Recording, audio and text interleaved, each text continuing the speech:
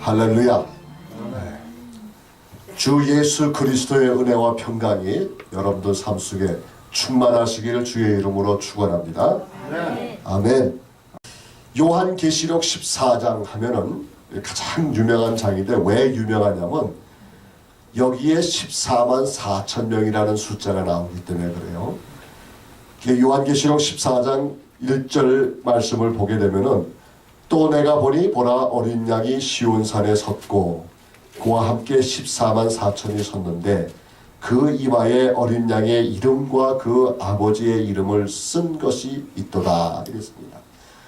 근데 오늘 우리가 이 14만 4천 명에 대해서 설명하고자 하는 것이 아니라, 여기 말씀 그대로 12절부터 13절의 말씀을 통해서 우리가 이 마지막 때에, 이 말세에, 또 마지막 때에 또 말세 지말이라고 그러잖아요. 말세가 거의 끝나는 그런 시기에 우리의 믿음을 어떻게 지킬 수가 있겠는가, 그게 가장 큰 관심사예요.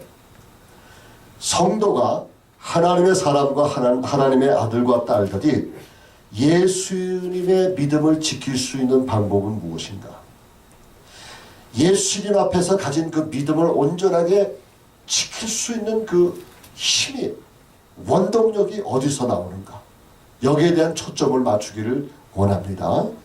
그래서 14장을 보면은 이게 진짜 수인가 아니면 상징적인가, 이거를 논하기에 앞서서 이 14만 4천 명이라는 이걸 봤을 때 요한계시록 14장이 완전히 분기점이 되어버렸어요. 이 분기점이라는 것은 뭐냐면, 내가 천국에서 살 것이냐 아니면 지옥에서 살 것이냐, 그 중간에는 아무도 없어. 아무것도 없어. 그러니까 여기 14만 4천 명을 진작 숫자로 믿던 아니면 상징적으로 믿던, 여기서 나왔을 때 핵심은 뭐냐면, 뭐가 핵심이 되냐면, 내가 과연 하나님의 어린 양의 인침을 받은 사람이냐 아니냐, 그게 주 핵심이 되는 거예요. 그래서 내가 예수님을 믿게 되면 예수님의 어린 양의 피에 인침을 받은 사람이고, 예수를 믿지 못하면 그 인침이 없다는 얘기예요. 그러면 여기서 이 분기점이 되는 얘기는, 내가 생명을 가지고 천국에서 오래 들어가 살 것인가 아니면 내가 살지 못할 것인가, 이게 두 분기점 중에 하나라는. 그래서 여기서 오늘 말씀을 보고자 할 것은 12절과 13절에 생명, 그 다음에 계명, 그 다음에 사명, 이 세 가지 단어를 가지고 이제 설명을 하고자 합니다. 이 생명과 다음에 여기 계명과 사명인데, 불어 사람들이 번역하는 사람들이 일부러 그렇게 했다고 생각하는 안 하겠지만은, 생명, 계명, 사명 했을 때 그 명자가 목숨 명자라는 얘기예요. 그 참 놀라운 얘기죠. 그러니까 이 여기서 얘기했을 때 이 생명, 계명, 사명, 이 명자가 다 모두가 다 목숨 명자로 했는데, 이 목숨 명자로 썼다는 얘기는 뭡니까? 뭘 의미해 주는 거예요? 이거는 생명이 달린 거예요. 예? 생명력이 있고 생동력이 있고, 이것은 진짜 사람이 살아가는데 가장 중요하다는 생명의 역할을 하는 게 아니겠어요? 근데 우리가 생명할 때도, 계명할 때도, 또한 이 사명할 때도 그 명자가 목숨 명자를 썼다는 아주 심오한 그런 의미. 근데 영어도 똑같은 거예요. 영어의 생명을 뭐라고 얘기합니까? life. 그 다음에 계명을 뭐라고 해요? 성경에서 law. 율법 아니야, 율법. law. 그 다음에 세 번째로 사명을 뭐냐? liability. liability라는 말을 했을 때 우리 보통 어디에서 많이 쓰냐면, insurance 했을 때 liability라는 말을 많이 써요. 그죠? 예, 아멘? 근데 그 liability가 뭐냐? 하는 일 아니야. 자기가 해야 할 일, 자기가 책임지는 거. 그거 갖다 liability라고 해요. 그건 3L 나온다. LLL. life, 그 다음에 law, and liability. 그래서 오늘의 메시지는 이미 다 요거 외우지 못하면 우리 교회 멤버십에 자격이 없는 사람들이야. 세 가지 명이 있다고 그랬죠. 예? 생명이 있고 계명이 있고 사명이 있다고 그랬어요.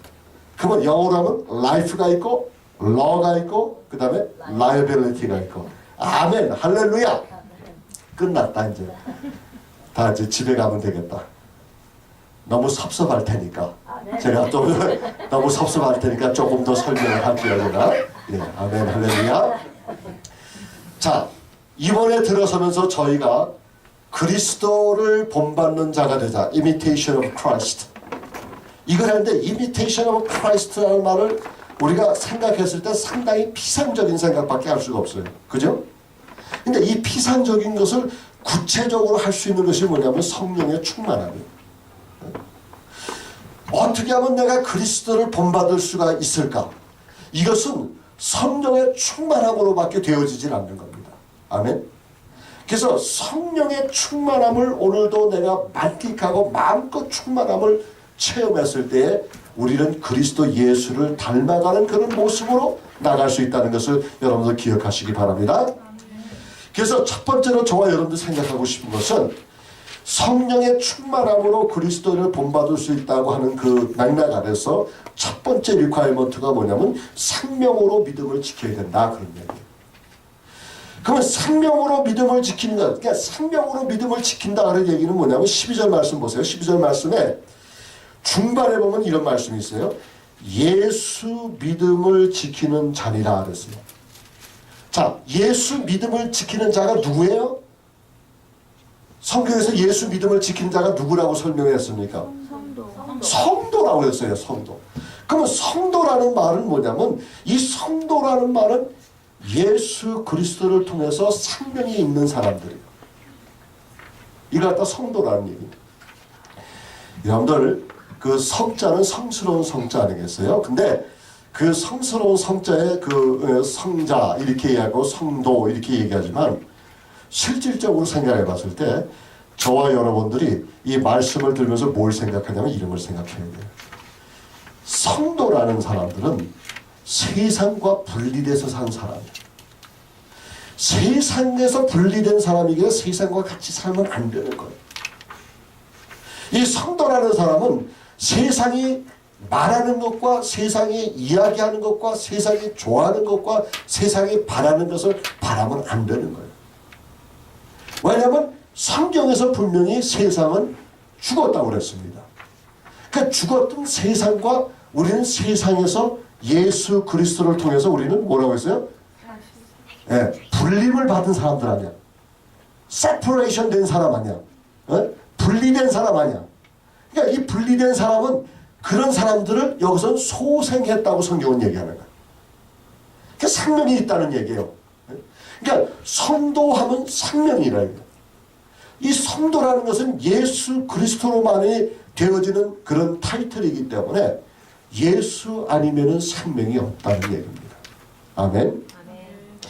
그래서 생명이 있는 자, 그러니까 생명이 있는 자와 생명이 없는 자, 이거를 우리는 이 갈림길에 서 있는 것입니다. 여러분 보세요. 잘 보세요. 우리가 단명하느냐 아니면 영생을 하느냐, 그 두 가지 문제죠. 자, 단명이라는 게 짧은 삶이 아니라 여기서 단명이라는 것은 한 삶, 한 인생을 사느냐 그거예요.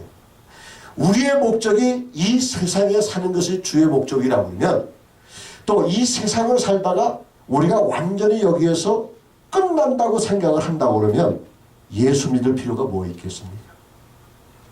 이 세상에서 마음대로 사는 거예요. 자기 권력대로 사는 거예요. 자기 힘대로 사는 거예요. 능력대로 사는 거예요. 내일이 없단 말이에요. 그렇기 때문에 마음대로 사는 겁니다. 자기 원하는 대로. 주어진 조건대로. 근데 왜 믿는 사람은 그렇게 안 사는지 아세요?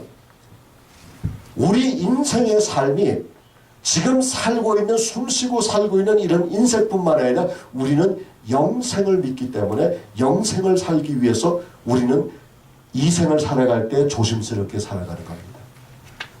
한 걸음 더 나가서 이 생에 있을 때 지금 현재의 예수님을 내가 개인의 구세주로 믿고 영생을 바라보면서 살아가는 그런 목적에서 살아가는 거예요.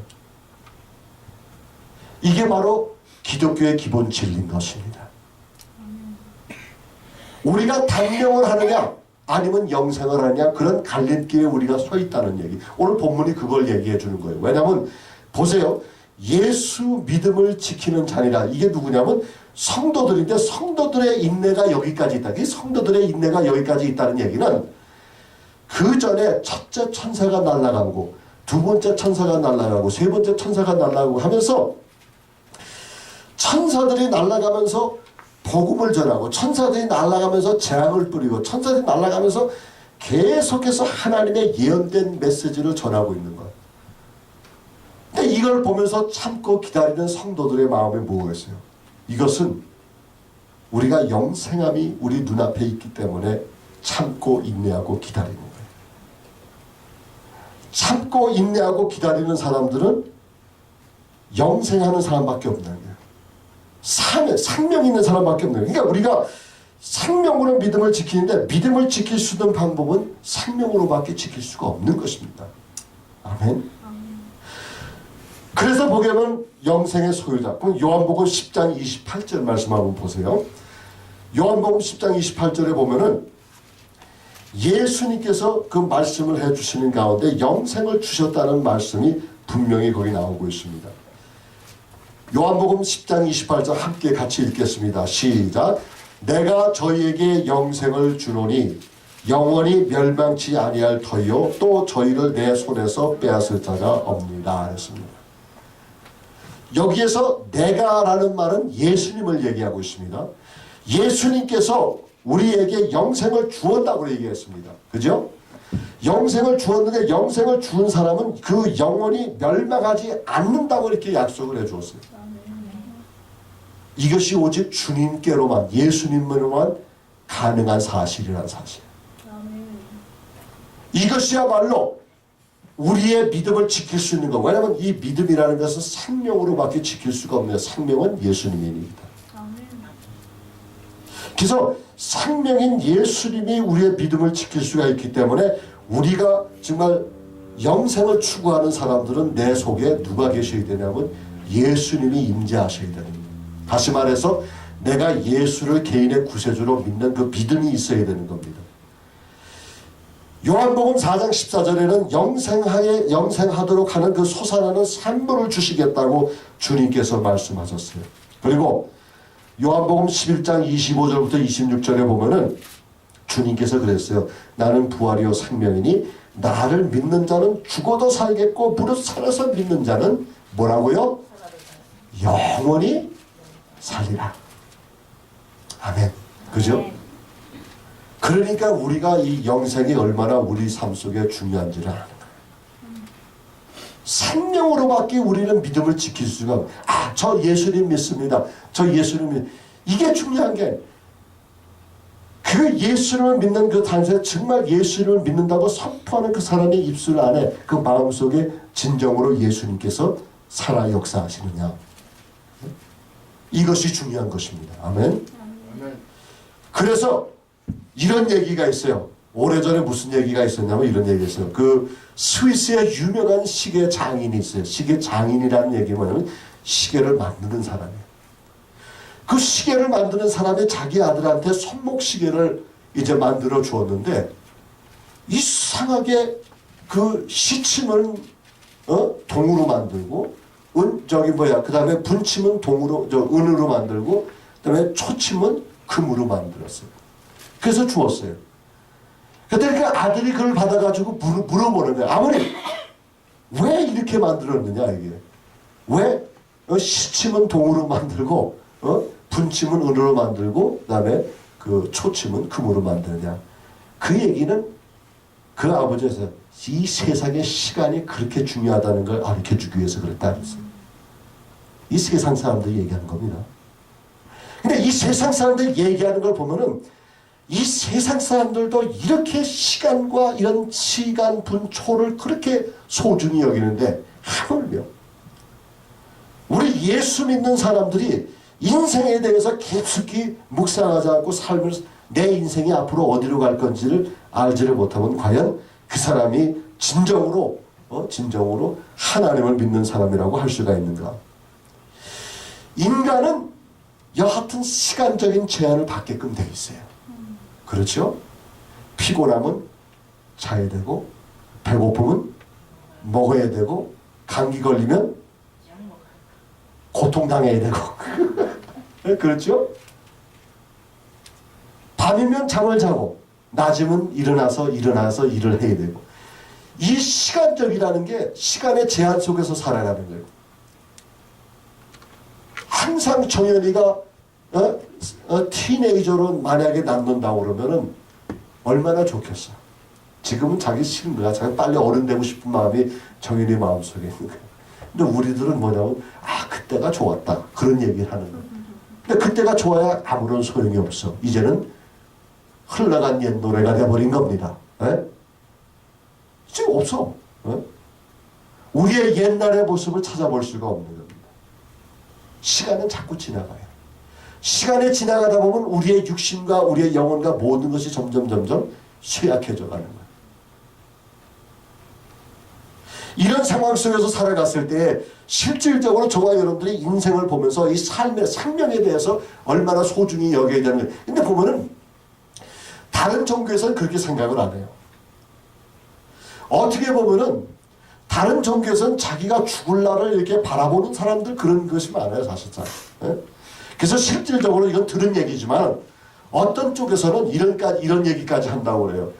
자기가 죽을 날짜와 시간과 분초를 알 수 있는 사람이 있다고 그래요. 근데 그게 사실이거든.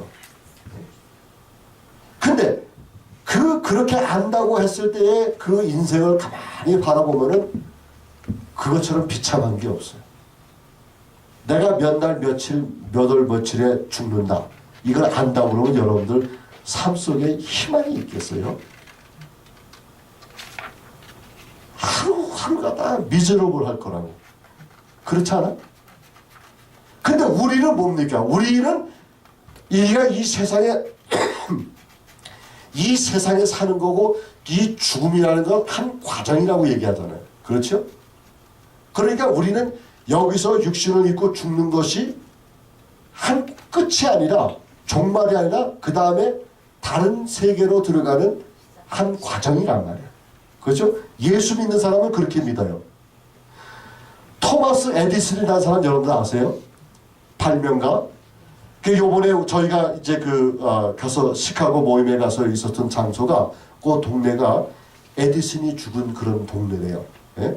근데 에디슨이 1931년도에 이제 죽으면서 이제 거의 종말을 자기의 임종을 보면서 기자들이 물어봤어요.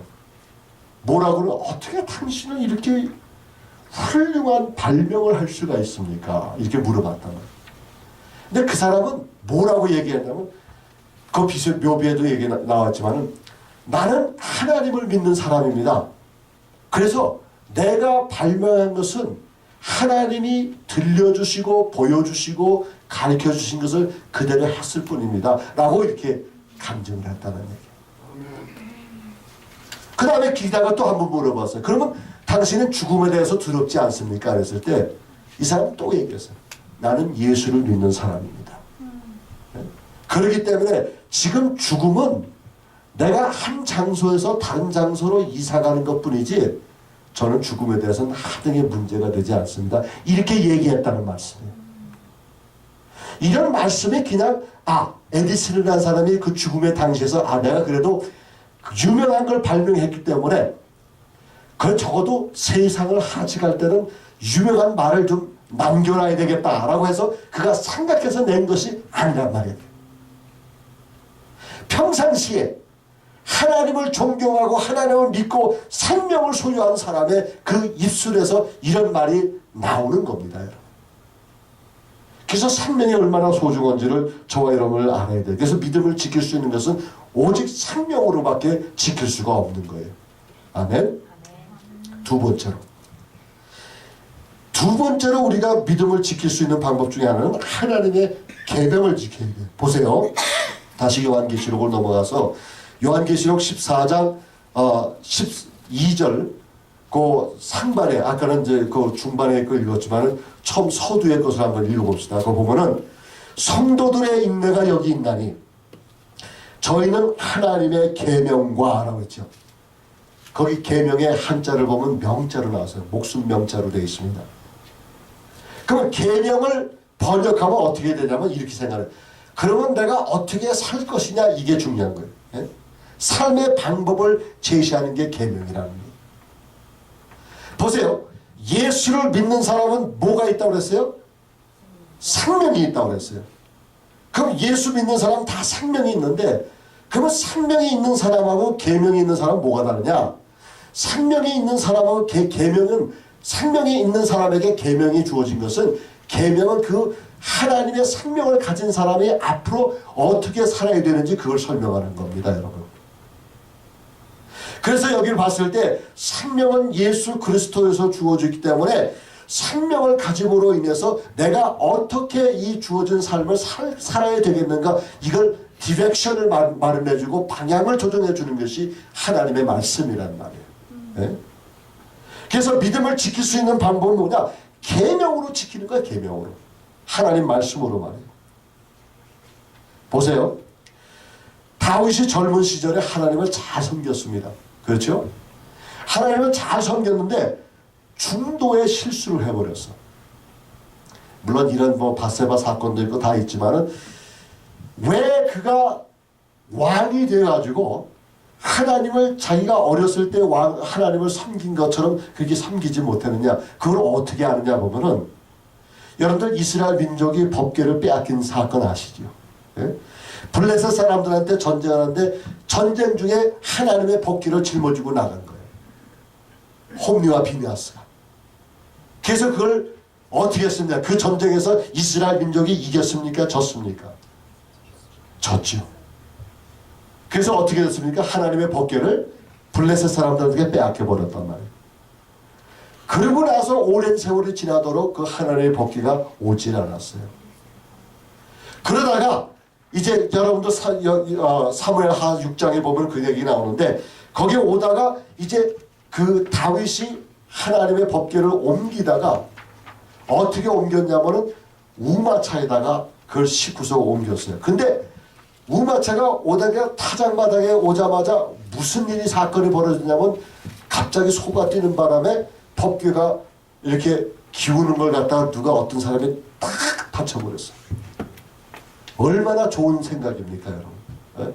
하나님의 법궤, 하나님의 법궤가 깨지기 전에 나 오늘도 집에서 딱 나오다가 뭘 들고 나오다가 쫙 하길래 봤더니 컵이 떨어져서 사기가 컵이 떨어져서 깨져버렸어. 그러니까 여러분들 보세요. 이 하나님의 법궤가 땅에 떨어지면 깨집니까? 안 깨집니까? 깨져요. 그래서 다쳤단 말이에요. 그러면 우리 인간적으로 봤을 때 뭐라고 그랬어요? 그거 잘한 일 아니야? 근데 하나님께서는 그 사람을 죽여버렸어요. 그 사람의 이름이 우사라는 사람이에요. 왜 그랬냐 이거? 아니 다윗이 하나님을 몰랐습니까? 알았지요. 그렇죠? 다윗이 하나님 말씀을 하나님을 알고 또 하나님을 섬기고 생명이 있는 사람이에요. 네? 그런데 왜 그런 사건이 있었냐? 그래서 나중에 아비나나 집으로 돌아갔잖아요. 법궤가. 그랬는데 그거 얘기는 뭐냐면 이 다윗이 몰랐다는 것은 하나님의 법궤를 어떻게 옮기는지를 모르는 거예요. 그 방법이 어디에 있었습니까? 율법에 있잖아. 법. 그러니까 그 결과를 봤을 때 다윗이 하나님의 말씀을 알았습니까? 몰랐습니까? 몰랐지요. 몰랐기 때문에 실수한 거 아니야. 그 나중에 어떻게 했습니까? 제사장들로 하여금 법궤를 짊어지고 오도록 해버린 거예요. 그래서 결국은 예루살렘까지 모셔왔잖아. 법궤를. 아멘? 그러니까 하나님의 말씀, 그러니까 다윗이 하나님을 부인한 거 아니에요. 왜 도중에 잘 믿다가 왜 도중에 중도에서 이렇게 믿음이 없고 세상적으로 살았느냐? 이거는 하나님의 말씀이 없었기 때문에, 계명이 없었기 때문에 그런 거예요. 자 보세요. 사도 바울이 다메섹 도상 가기 전에 예수님을 알았습니까? 몰랐습니까? 알았죠. 그죠? 예수님이 어떤 사람인지 알고. 그 다음에 또 다메섹 도상에서 예수님을 만난 후에 예수님을 직접 만난 후에 예수님이 누구인지를 정말 알았습니까? 몰랐습니까? 알았지요. 그런데 하나님께서는 금방 선교사로 보내지 않고 오랜 세월을 있다가 한참 후에야 안디옥 교회에서 선교사 파송을 받게 했어요. 그거 왜 그랬겠습니까? 그건 뭐 했어요? 사도 바울이 하나님의 말씀을 공부했다는 거죠. 계명을 배웠다는 얘기예요. 그러니까 여러분들 생각을 해보세요. 내 생각 속에서 내가 예수 그리스도를 개인의 구세주로 믿었다 그것만 가지고 자랑하지 마세요. 왜냐하면 여러분들이 생명이 있을지라도 하나님의 말씀이 없으면 내가 하나님의 삶을 어떻게 살아야 될지를 모르는 거예요. 여러분들. 그래서 계명이 필요한 거예요. 그래서 하나님 말씀이 우리에게 필요한 겁니다. 여러분. 할렐루야. 그래서 저와 여러분들이 이걸 봤을 때 실질적으로 믿음을 지킬 수 있는 방법은 계명을 지켜야 되는 거야. 계명. 하나님의 말씀을. 한 가지 더 얘기를 한다고 그러면 구약의 열왕기하 22장에 보면요. 그런 얘기나 요시야 왕의 얘기를 합니다. 그 요시야 왕을 보면요. 요시야 왕 때는 어떤 상황이었냐면 이제 완전히 이 남왕국 유다 왕국이 완전히 회파되고 이제 망하는 그런 상태에 있었어요. 근데 그런 상태에 있었는데 하도 이제 왕위에 올라가긴 올라갔는데 이 요시야 왕이 어쩔 줄 몰라가지고 이제 결국은 이제 그 사람들로 하여금 성전 청소를 하게 했어요. 근데 성전 청소를 하다 보니까 이제 뭘 발견했냐면 하나님의 율법을 발견한 거예요. 그러니까 하나님의 율법을 발견하다 보니까 이제 보세요. 열왕기하 22장에 보니까 8절 있는데 그거 제가 잠깐 읽을게요. 대제사장 힐기야가 서기관 사반에게 이르되 내가 여호와의 전에서 율법책을 발견하였노라 하고 그 책을 사반에게 주니 사반이 읽느니라. 서기관 사반이 왕에게 돌아가서 복명하여 가로되 왕의 신복들이 전에 있던 돈을 쏟아 여호와의 전 역사 감독자의 손에 붙였나이다 하고 왕께 고하여 가로되 제사장 힐기야가 내게 책을 주더이다 하고 왕의 앞에서 읽음에 왕이 율법책의 말을 듣자 곧 그 옷을 찢느니라 했어요. 왜 요시야 왕이 율법책을 들려주는 하나님의 말씀을 듣고서 옷을 찢었냐? 성경에서 옷을 찢었다는 것은 여러분 무슨 의미를 하는지 아세요? 멀쩡한 옷을 왜 찢어요? 옷을 왜 찢습니까? 성경에서 옷을 찢는 그 행동의 의미는 뭐예요? 회개하는 거 아니에요? 회개. 요시야 왕이 왜 회개했어요? 무엇 때문에 회개했어요? 하나님 말씀 때문에 회개했잖아. 네? 그럼 그 전까지 요시야 왕이나 이스라엘 민족이 하나님을 몰랐습니까? 알았지요. 하나님이 누군지. 그런데 이 사람들이 마지막에 바벨론에 멸망하기 직전에 이런 사건이 있었을 때에 요시야 왕이 하나님의 율법의 말씀을 듣고서 옷을 찢어가면서 통회했다고 했어요. 그 다음에 12절에 보니까 뭐냐면 왕이 제사장 힐기야와 사반의 아들 아히감과 미가의 아들 악볼과 서기관 사반의 왕의 서신 아사야와에게 명하여 가로되 너희는 가서 나와 백성과 온 유다를 위하여 이 발견한 책의 말씀에 대하여 여호와께 물으라. 우리 열조가 이 책의 말씀을 듣지 아니하며 이 책에 우리를 위하여 기록된 모든 것을 준행치 아니하였으므로 여호와께서 우리에게 발하신 진노가 크도다 하겠습니다. 문제 해결을 발견했잖아요.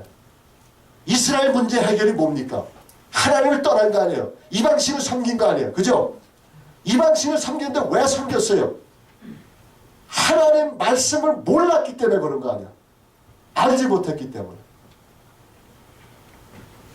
그래서 내가 예수님을 믿었다 할지라도 하나님의 말씀이 동반되지 않으면은 내가 신앙의 발전을 가져올 수 없고 내가 어떤 방향으로 가야 될지 살지를 못하는 거예요, 여러분들. 그래서 상념 다음에는 계명이 꼭 필요한 겁니다, 여러분들. 그래서 요한계시록 22장 7절에 있잖아요. 이 책의 예언의 말씀을 지키는 자가 뭐가 있다고요? 복이 있다고 그랬습니다. 복이 있다고 했어요. 시편 1편에 복 있는 자는 뭐라고 했어요? 복 있는 자는 주의 말씀을 주야로 묵상. 아멘. 할렐루야. 그거 아니야요. 복 있는 사람, 누구 다시 말해 생명이 있는 사람은 하나님의 말씀을 주야로 묵상하고 따라가는 사람. 그게 말씀이 따라갔다는 얘기의 말씀. 그래서 저도 그런 많은 경험을 했지만은 많은 은사를 받은 게 중요한 것이 아니에요. 네. 보세요. 우리가 하나님 말씀 위에서 은사를 받으면 참 아름답게 이게 소생해요. 잘 성장합니다. 그런데 하나님 말씀 없이 은사만 잔뜩 받아놓은 사람은 하나님 말씀 절대로 읽지 않습니다.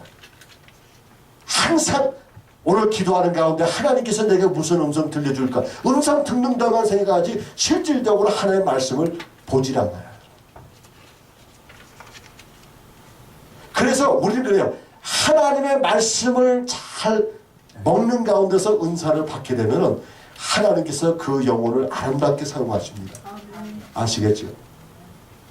그래서 저는 연예인들의 그 간증이나 연예인들의 그 어떤 간증을 물론 그분들이 상당히 중요하다고 나 그분을 막 망가뜨리고 하고 비판하려는 소리 아니에요. 그분들 정말 예수님 만났어요.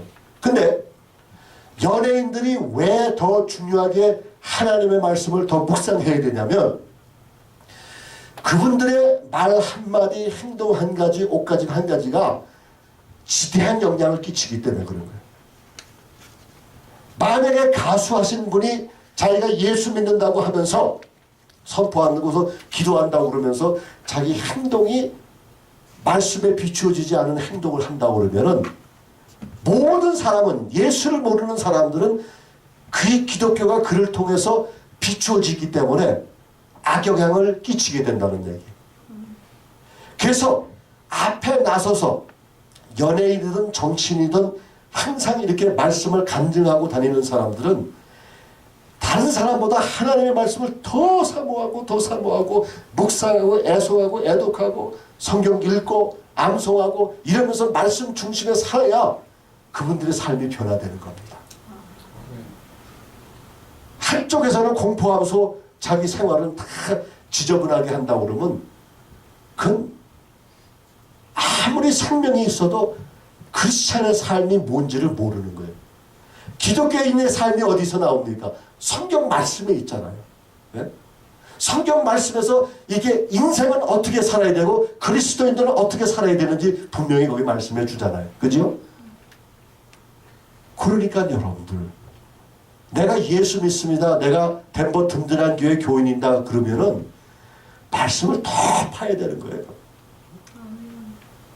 그래서 그 말씀이 내 마음속에 임했을 때 내가 변화받고 내가 말과 행동과 모든 행실이 변화받으면서 아, 참 저 사람은 믿는 사람이야. 이렇게 인정받을 정도로 여러분들 노력하셔야 되는 거예요.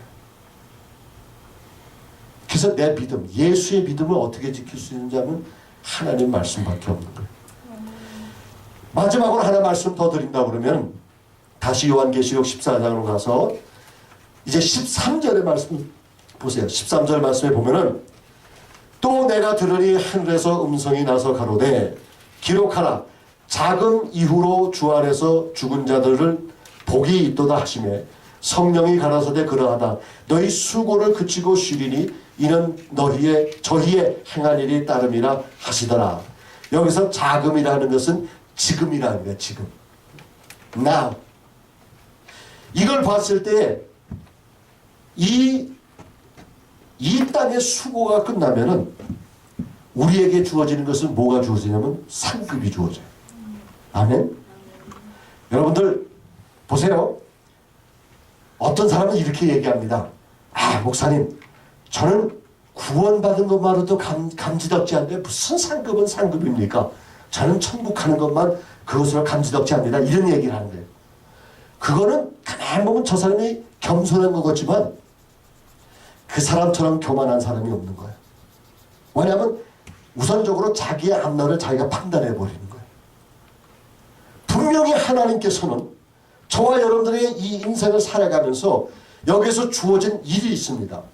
그 일을 하고 그 수고를 마치게 되면은 하나님께서 우리에게 무엇을 주신다? 상급을 주신다는 얘기예요. 이 상급을 위해서 우리가 일을 하는 거예요. 이 상급을 가지고 결국 우리가 상급 받게 되면 우리가 이제 그런 사람들은 하나님의 말씀을 몰라서 그래요. 상급을 받아가지고 어떻게 하느냐? 요한계시록 보세요. 다 각가지 면류관 다 쓰잖아요.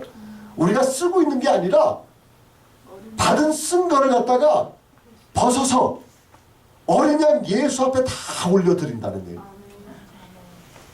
그렇기 때문에 우리는 상급을 위해서 일을 해야 되는 거예요.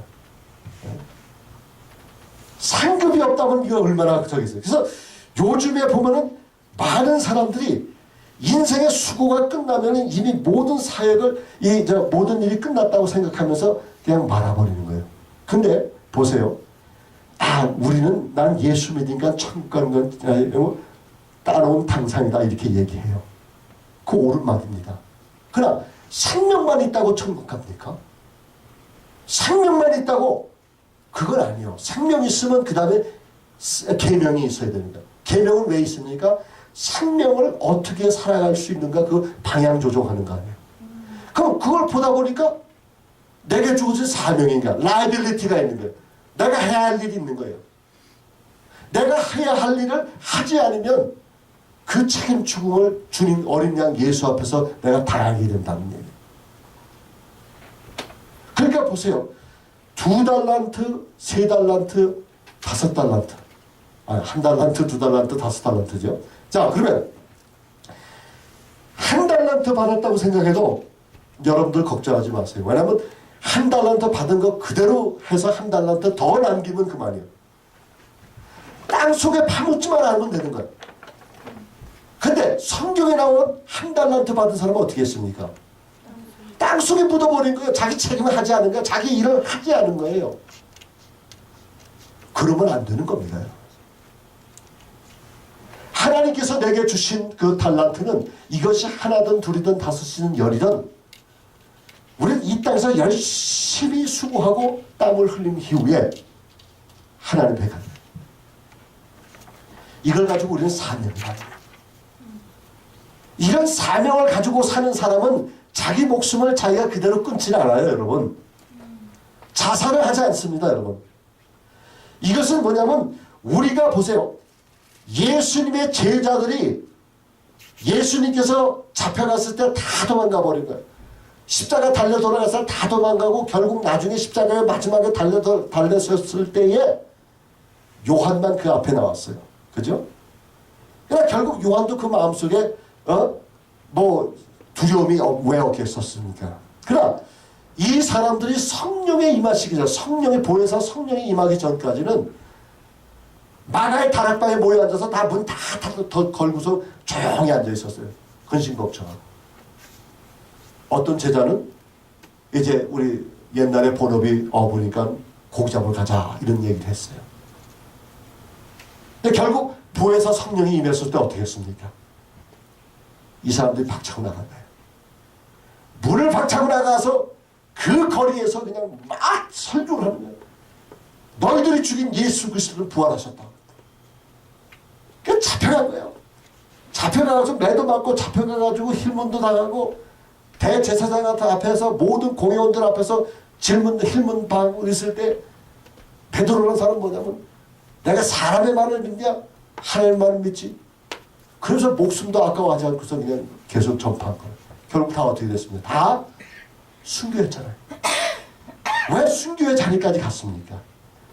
사명이 있어서 그래. 사명이. 내가 왜 살아야 되는지 알기 때문에 그런 거예요, 여러분들. 왜 내가 살아야 되는지 알기 때문에 그런 건데 사는 그 사명이 없다고 그러면 과연 우리가 살 수가 있겠느냐 이거. 사도 바울은 디모데전서 5장 6절에 이런 얘기를 했어요. 사명이 없는 자의 삶을 이렇게 설명했습니다. 일락을 좋아하는 이는 살았으나 죽었느니라 했어요. 이 평생의 가치관을 두고 사는 사람들은 살았다고 했지만 그 사람도 죽었다고 이렇게 설명을 하는 거예요. 왜냐? 사명이 없어서. 왜 사는 목적을 모르는 거예요. 우리는 우리는 분명히 왜 이 땅에 살아야 되고 우리는 분명히 왜 이 교회에서 믿음 생활해야 되는지 여러분들 목적이 있습니까? 없습니까? 분명히 있습니다. 우리는. 이게 바로 사명이라는 거죠.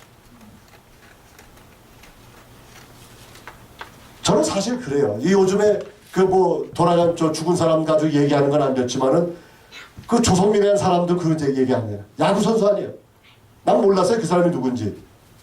단지 옛날에 그 뭐 탤런트 뭐 최모모라는 사람의 그 남편이라고 이렇게 얘기는 들었지만 그 의사 뭐 이하도 모르는 거예요. 근데 요즘 최근에 어떤 사람이 그 설명을 하더라고요. 박찬호 씨하고 이렇게 비교해서 설명을 하는데 그분이 왜 그랬을 거예요. 아니 그분뿐만 아니라 이 세상에 사는 사람 소위 다 죽으면 다 그리스도인이래 다. 이게 참 답답한 게 뭐냐면 자살한 사람들 다 보면 자기네가 다 그리스도인들이라고 이렇게. 그럼 왜 그리스도인은 왜 자살을 했냐 이게 그는.